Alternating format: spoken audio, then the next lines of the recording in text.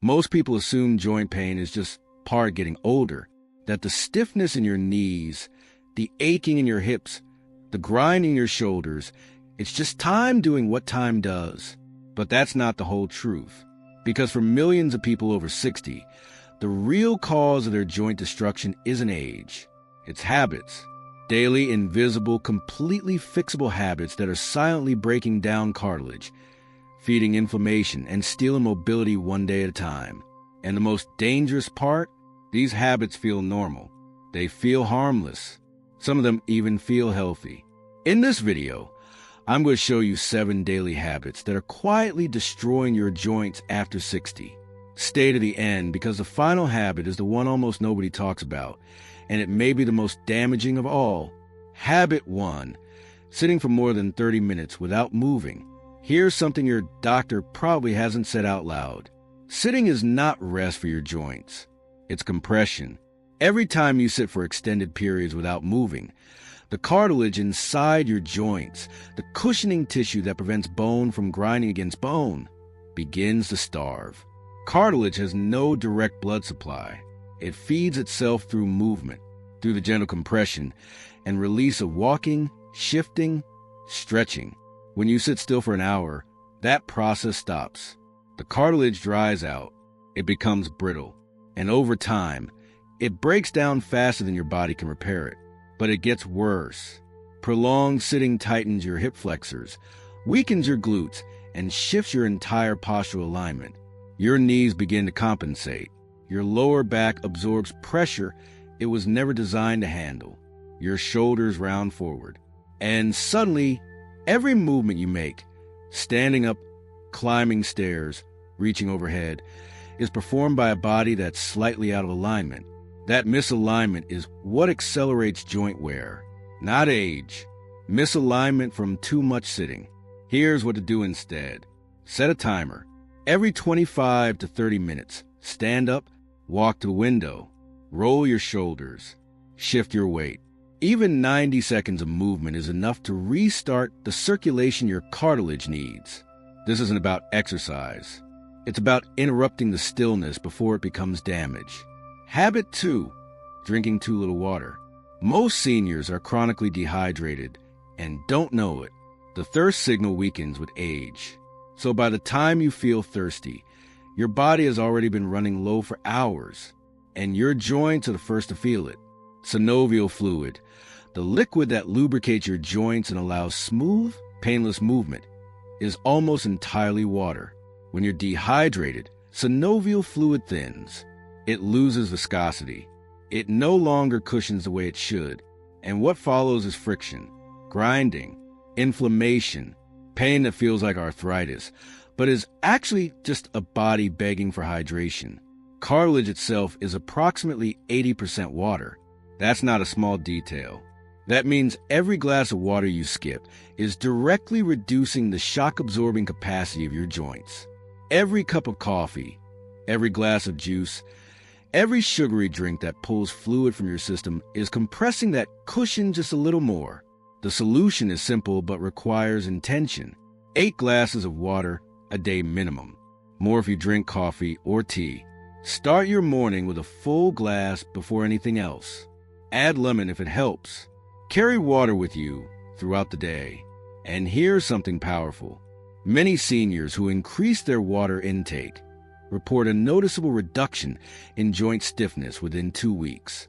Not from medication, from hydration. Your joints aren't just aging. They may simply be thirsty.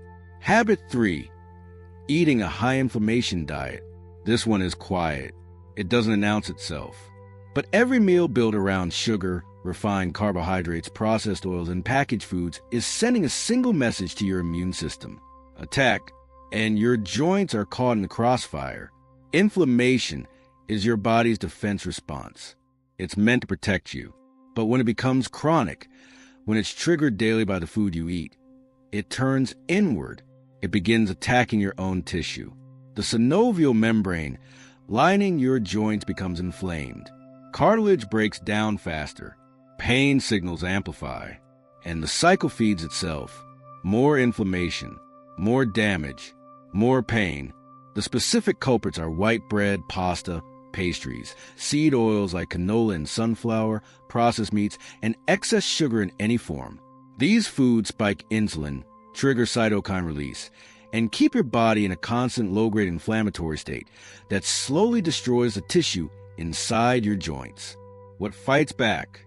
Omega, 3 fatty acids from salmon, sardines, flaxseed, and walnuts, turmeric with black pepper, extra virgin olive oil, dark leafy greens, berries. These aren't trends. They are anti-inflammatory tools that research consistently links to reduce joint pain and slower cartilage breakdown. You don't need a perfect diet. You need a less inflammatory one. And that shift alone can change how your joints feel within weeks.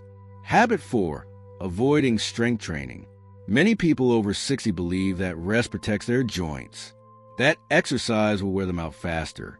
So they walk lightly, move carefully, and avoid anything that feels like strain. And in doing so, they accelerate their own decline. Here's the truth. Muscle is the armor of your joints. Strong muscles around the knee, hip, and shoulder absorb impact before it reaches the joint surface. They stabilize movement. They distribute load. They protect cartilage from the kind of repetitive stress that causes breakdown. When those muscles weaken, from disuse, from fear, from age-related atrophy, the joint is left exposed. Every step, every turn, every stair becomes a direct assault on unprotected cartilage. Research is unambiguous on this. Strength training, even light resistance training with bands or body weight, reduces joint pain, improves mobility, and slows cartilage degeneration in adults over 60. It also builds bone density. It improves balance. It reduces fall risk. There's almost no medication that does all of that simultaneously without side effects. You don't need a gym. You don't need heavy weights. You need resistance. Squats to a chair, wall push-ups, resistance band rows, glute bridges lying on the floor. Even 15 minutes 3 times a week begins to rebuild the muscle that protects your joints. The fear of exercise damaging your joints is not just wrong. It is the very habit that's damaging them. Habit 5, wearing the wrong footwear.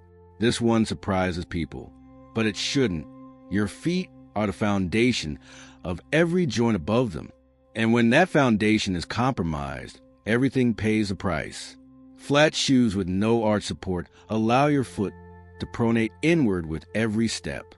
That rotation travels upward. Your ankle rolls. Your knee tracks inward. Your hip compensates. Your lower back shifts. And all of that happens thousands of times a day with every single step you take.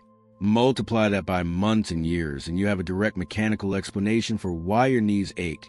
Your hips are stiff, and your lower back never quite recovers. High heels do the opposite damage. They pitch the body forward, overloading the ball of the foot, compressing the toes, and forcing the knees into an unnatural angle that wears the inner cartilage unevenly over time. And then there are the soft, cushioned shoes that feel so comfortable. The thick foam soles that absorb every sensation. These actually weaken the small muscles of the foot and ankle by removing the natural feedback your body needs to stabilize itself. Comfort becomes a trade-off for structural integrity. What your joints need is a shoe with moderate arch support, a stable heel, a wide toe box, and a sole that's cushioned but not so thick it eliminates ground feedback. Consider orthotic insoles if you have flat arches. Replace your shoes before the sole wears unevenly, and walk barefoot on safe surfaces occasionally to reactivate the muscles in your foot and ankle that are responsible for full body alignment. Your joints are only as healthy as the foundation beneath them. Habit 6, ignoring sleep. Sleep is when your body repairs itself, not metaphorically, literally. During deep sleep, your body releases growth hormone. Anti-inflammatory compounds are produced. Damaged tissue is rebuilt. And your joints, which absorb impact and stress throughout the day, are finally given the chance to recover. When you sleep poorly, that recovery window closes. Inflammatory markers rise. Cortisol, the stress hormone that drives systemic inflammation, stays elevated. Pain sensitivity increases. Studies show that sleep deprivation directly raises the inflammatory compounds most associated with joint damage, including interleukin-6 and C-reactive protein. That means a single night of poor sleep measurably worsens your body's inflammatory state. And yet most seniors accept poor sleep as normal. They toss and turn. They wake at 3 a.m. They drift through the day in a fog and wonder why their joints hurt more than they used to. Here's the connection most people miss. Joint pain and sleep disruption feed each other. Pain worsens sleep. Poor sleep worsens pain. Breaking that cycle doesn't start with medication. It starts with protecting your sleep environment. Cooler room temperature, darkness, consistent bedtime, reduce screen light in the evening, magnesium glycinate to relax the muscles and calm the nervous system. These changes don't just improve how you feel in the morning. They reduce inflammation at a cellular level and give your joints a recovery time they've been denied. Habit 7. Living with chronic stress. This is the one no one wants to hear, but it may be the most important. Chronic stress, the low-grade background tension that many people carry for years, is one of the most powerful drivers of joint inflammation in existence. And after 60, when the body's ability to buffer stress hormones naturally declines, the damage becomes harder to contain. Here's what happens. When you're under stress, your body releases cortisol. In short bursts, cortisol is protective, but when it's elevated chronically, from financial worry, loneliness, unprocessed grief, unresolved conflict, or simply a nervous system that never gets to switch off, it begins suppressing your immune system's regulatory function. The inflammation that was supposed to be managed starts running unchecked, and it settles preferentially in your joints. Rheumatologists have long recognized that emotional stress triggers flares in arthritis patients. But you don't need a formal diagnosis to experience the connection. Many people notice that their joint pain is worse during difficult periods of their lives, after loss, during conflict, when sleep is disrupted by anxiety. That's not coincidence. That's cortisol doing damage at a tissue level. The solution isn't to eliminate stress. That's not realistic. The solution is to build a daily practice that interrupts the stress response before it becomes chronic damage. Slow, intentional breathing for 5 minutes, walking in nature, gentle movement, meditation, connection with people who bring calm, not chaos, purpose, something worth showing up for that pulls your attention forward rather than inward. Your nervous system controls your inflammatory response, and you have more influence over your nervous system than you may realize.